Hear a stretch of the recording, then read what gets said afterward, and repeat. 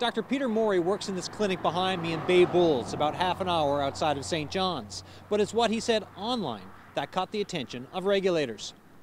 These are screen grabs from Dr. Peter Morey's Facebook page. Notice the warnings of false or partly false information.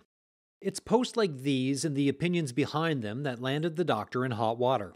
Last summer, the provincial medical regulator took action against him.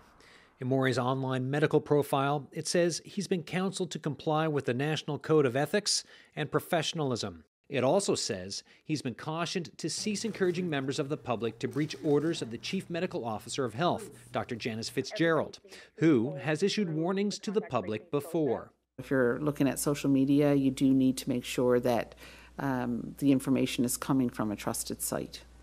Untrustworthy information like this, posts from last August, that are either false or misleading. Here's one saying masks don't work. This one says COVID-19 is not much worse than influenza.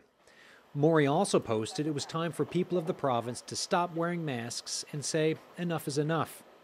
He wouldn't do a taped interview, but over the phone he told me he's not an anti-masker. He said they can be dangerous if not properly used.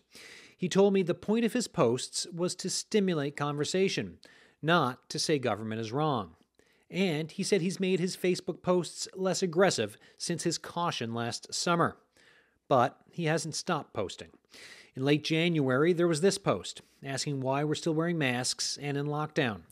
He also posted this video marked as false information. You must understand the magnitude of the lie to understand what they're trying to tell you about these experimental vaccines. That doctor, on top of spreading false information, also made news in January for being inside the Capitol building during the siege by pro-Trump protesters, which led later to her being arrested. Back here in Canada, there are other cases like Dr. Morey's, a handful of situations where health authorities have launched investigations into comments like the ones he made.